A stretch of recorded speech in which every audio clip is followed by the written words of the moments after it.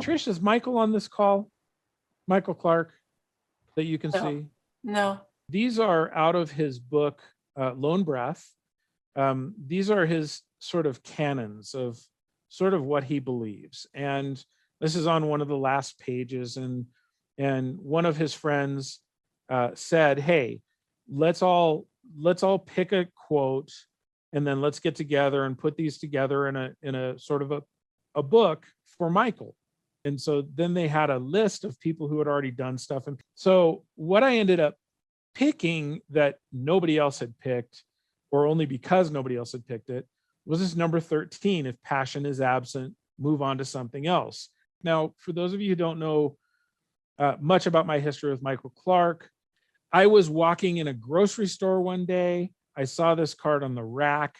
I stopped in the middle of the aisle. I had been doing calligraphy for about 2 years or something like that.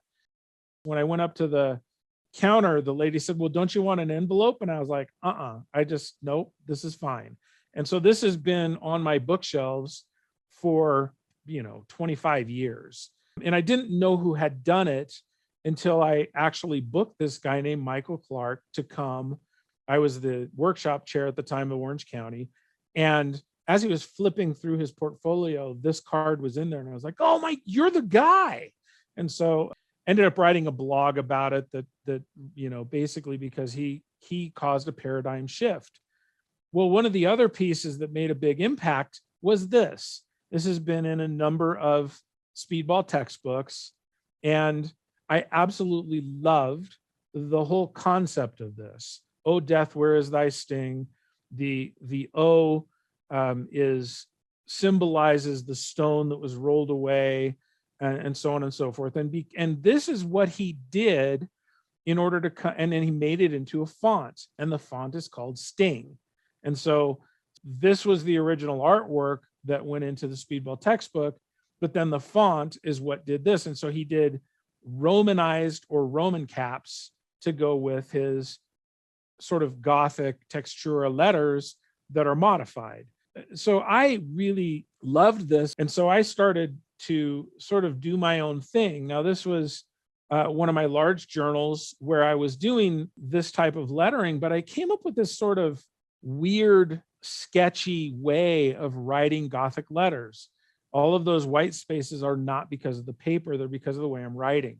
This happened to be, I was actually sitting at a hospital with my brother, and my dad was in the hospital. He was probably about a month away from dying. And so I was kind of sketching this out, remembering Michael's technique when I was doing this. And so this is this sort of sketched technique, which I'm not sure that many people do this. So let me see if I can get this to go here.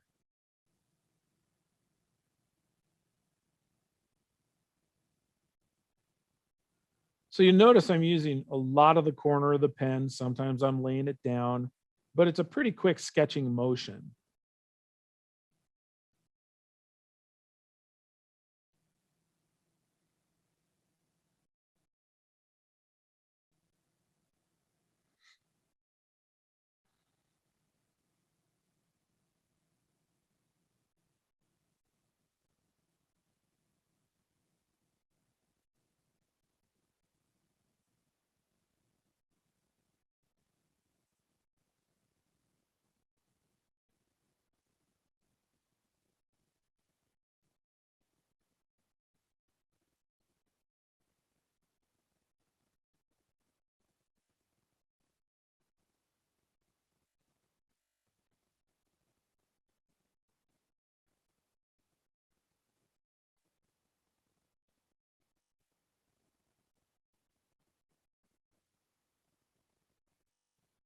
In any case, I don't know, maybe I saw this somewhere, but I don't think so. But I just started kind of doing this. And so sort of taking all of that information into account, I was just trying to figure out something, and I figured the word passion was the key. And so this is that same sketched technique. However, instead of using a broad edge pen, I was using a scroll pen, or in other words, a broad edge pen with a notch cut out of it.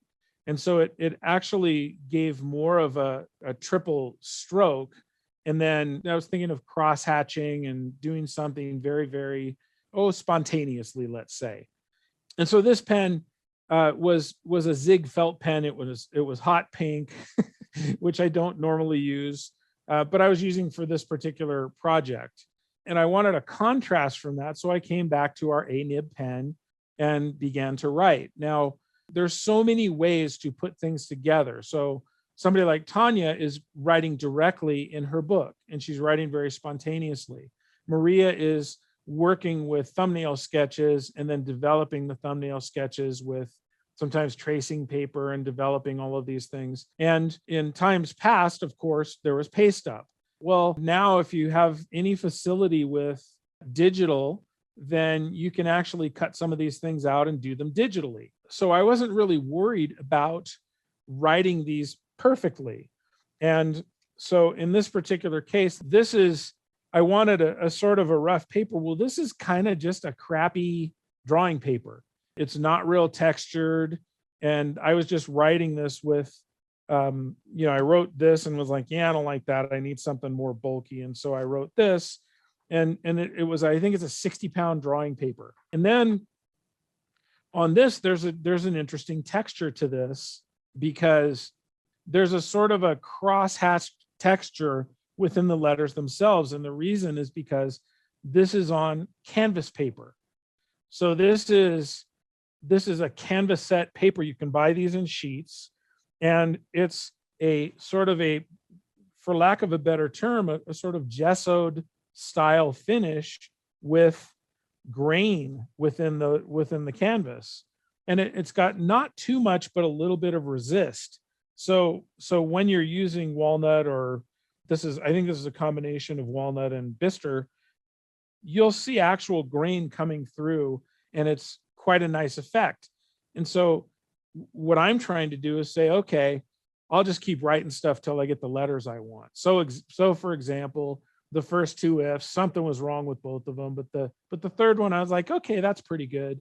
The S in is and the S in absent were terrible, but then I just took my time and did a nice S down there. This is all spontaneous, done in probably 30 minutes. And I just kept working with this until I got something that I want. I then scanned them and then put them where I wanted to in my composition. Now, one of the things that Michael likes to do is he would do the lettering and then he would work with effects. And so this is one of the effects that he worked with. He's done this a couple of different times, but Speedball, this is a white on white effect with a drop shadow, which I thought was a beautiful effect. And so that's what I tried to do. So my saying, and I'm not sure how well you're going to be able to see this, it's super faint, but if passion is absent, move on.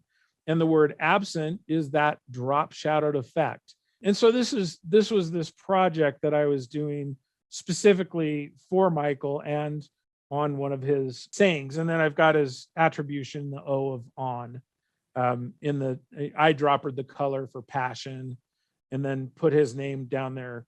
I didn't want to make him feel too good about it, so I put it real small, see. But anyway, that was sort of a project that we're more used to probably as calligraphers. It was due yesterday, and so I might actually just adjust it and get the digital file over today.